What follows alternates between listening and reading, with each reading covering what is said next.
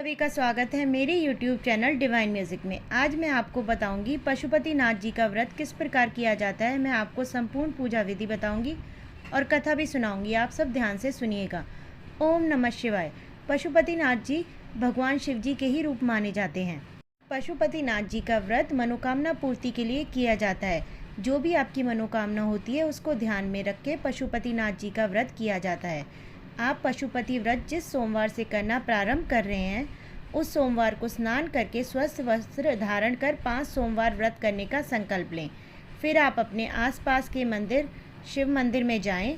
अपनी पूजा की थाली में धूप, दीप, चंदन, लाल चंदन, बिल्वपत्र, पुष्प, जल, फल ले जाएं और शिव भगवान का अभिषेक करें। इस थाली को घर आकर ऐसे ही रख दें। जब आप शाम के समय प्रदोष काल में स्वच्छ होकर मंदिर जाएं तो इसी थाली में मीठा प्रसाद और 6 घी के दिए लेकर जाएं। मीठे भोग प्रसाद को बराबर 3 भाग में बांट लें। 2 भाग भगवान शिव को अर्पित करें। बचा हुआ 1 भाग अपनी थाली में रख लें। आप इसके लिए मीठे भोग में खीर या हलवा भी बना सकते हैं। इसी प्रकार आप जो 6 दिए लाए हैं उनमें से 5 दिए भगवान शिव के सम्मुख प्रज्वलित यानी कि जला दें। बिना जला बचा हुआ दिया अपनी थाली में रखकर घर वापस ले आएं। इसे घर में प्रवेश होने से पहले अपने घर के मुख्य द्वार के दाहिने और चौखट पर रखकर जला दें। घर में प्रवेश करने के बाद 1 भाग भोग प्रसाद का जो आप वापस लेकर आए हैं उसे ग्रहण कर लें। इस प्रसाद को किसी और व्यक्ति को ना दें। इस व्रत में आप प्रसाद के एक साथ भोजन भी ग्रहण कर सकते हैं। हो सके तो मीठा भोजन ही करें। अब मैं आपको इस व्रत के नियम बताऊंगी। आप सब ध्यान से सुनिएगा। जैसे कि शास्त्रों के अनुसार प्रत्येक व्रत के कुछ अपने नियम होते हैं, वैसे ही इस व्रत में कुछ नियम हैं जो इस प्रकार हैं। इस व्रत को सोमवार के दिन ही किया जाता है। इस व्रत में सुबह और शाम दोनों समय में मंदिर जाना अनिवार्य होता है। किसी कारण आप व्रत करने में असमर्थ हैं तो उस सोमवार को व्रत नहीं करना चाहिए। उसके बदले अगले सोमवार का व्रत कर लेना चाहिए। आप जिस मंदिर में प्रथम सोमवार को गए थे उसी मंदिर में 5 सोमवार को जाना चाहिए।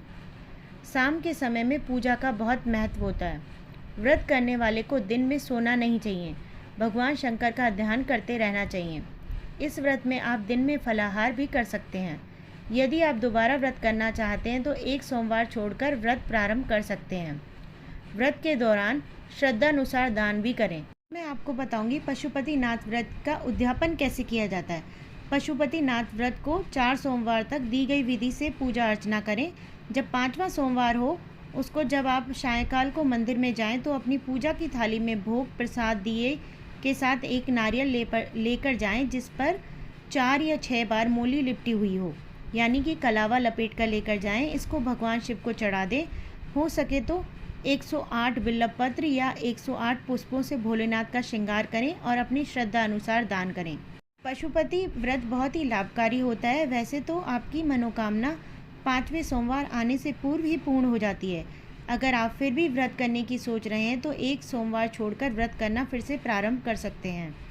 तो भगवान पशुनाथ की जय।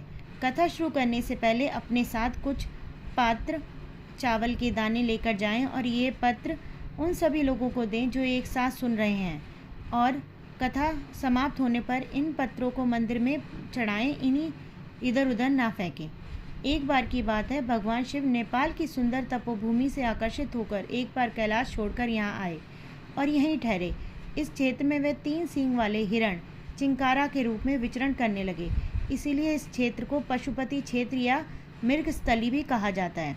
शिव को इस तरह की अनुपस्थिति देखकर ब्रह्मा और विष्णु चिंतित हो गए और दोनों देवता भगवान शिव की खोज में निकल पड़े। इस रामणीय क्षेत्र में उसने एक देदीप्यमान मोहक 3 सींग वाला मृग विचरण करते देखा। उन्हें मृग रूपी शिव पर शक होने लगा। योग विद्या से ब्रह्मा जी ने तुरंत पहचान लिया कि यह मृग नहीं बल्कि भगवान आशुतोष हैं। तुरंत ही ब्रह्मा जी उछल पड़े और मृग के सींग को पकड़ने की कोशिश करने लगे। इससे मृग के सींग के 3 टुकड़े हो गए। उसी सींग का एक पवित्र टुकड़ा टूटकर यहाँ पर भी गिर गया, जिसकी वजह से यहाँ महारुद्र जी का जन्म हुआ जो आगे चलकर पशुपति नाथ जी के नाम से प्रसिद्ध हुआ।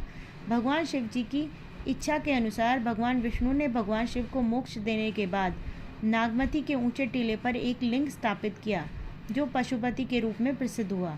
पशुपतिनाथ व्रत कथा पशुपतिनाथ मंदिर की स्थापना और भगवान शिव के यहाँ विराजमान होने की कहानी बताती है। बोलो पशुपति भगवान की जय। ओम नमः शिवाय मंत्र का जाप करते हुए बेलपत्र और चावल शिवलिंग पर चढ़ाएं। धन्यवाद।